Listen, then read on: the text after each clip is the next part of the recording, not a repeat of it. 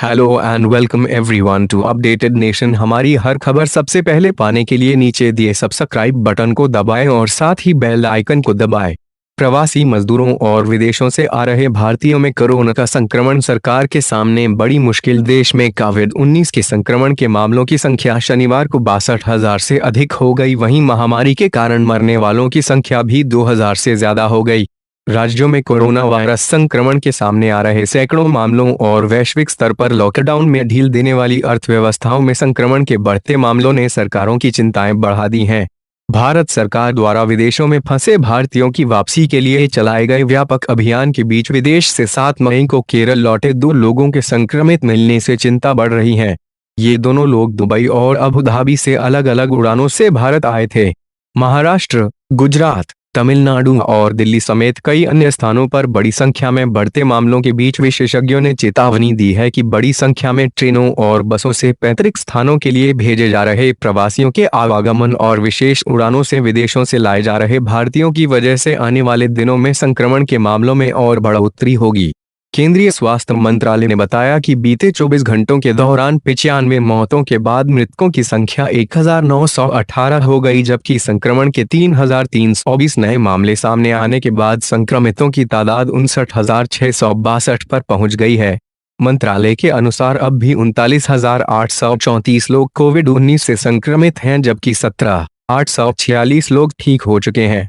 समाचार एजेंसी भाषा को कई राज्यों केंद्र शासित प्रदेशों से मिले आंकड़ों के अनुसार शनिवार रात 10:45 तक देश में कोरोना वायरस संक्रमण के 62,761 मामले सामने आ चुके हैं। इनमें से लगभग 19,000 लोग ठीक हो चुके हैं, जबकि 2,028 लोगों की मौत हो चुकी है। शुक्रवार सुबह के मुकाबले शनिवार को इनमें 6,000 मामलों की बढ़ोतरी देखी गई है। दिल्ली, उत्तर प्रदेश, जम्मू कश्मीर, पश्चिम बंगाल, आंध्र प्रदेश, राजस्थान, कर्नाटक, बिहार और असम समेत कई अन्य जगहों से शनिवार को संक्रमण के नए मामले सामने आए। केंद्रीय स्वास्थ्य मंत्री हर्षवर्धन ने कहा कि कोविड-19 की जांच बढ़कर प्रतिदिन लगभग 95,000 हो गई है, जबकि 332 सरकारी और 121 निजी प्रयोगशालाओं में अब तक 15 लाख से ज्यादा नमूनों की जांच की जा चुकी है। कुछ राज्यों और केंद्र शासित प्रदेशों में लगातार बड़ी संख्या में मामले सामने आ रहे हैं। केरल और पूर्वोत्तर समेत कुछ छोटे राज्यों में संक्रमण के मामले या तो नहीं हैं या इनकी संख्या इकाई में है। दिसंबर में चीन में मामले सामने आने के बाद से वैश्विक स्तर पर दुनिया में करीब 40 लाख लोग अब तक इस महामारी से संक्रमित हो चुके हैं, जबकि करीब 2.75 लाख लोगों की जान जा चुकी है। थोड़ी राहत की बात यह है कि इस बीमारी से दुनिया भर में करीब 13 लाख लोग ठीक भी हो चुके हैं। इनमें से 2 लाख अमेरिका में और 1.4 लाख जर्मनी के हैं। जर्मनी और दक्षिण कोरिया उन देशों में शामिल हैं जिन्होंने अपनी व्यापक जांचों और संपर्कों की पहचान के जरिए बड़ी संख्या में संभावित मौतों को टाला है।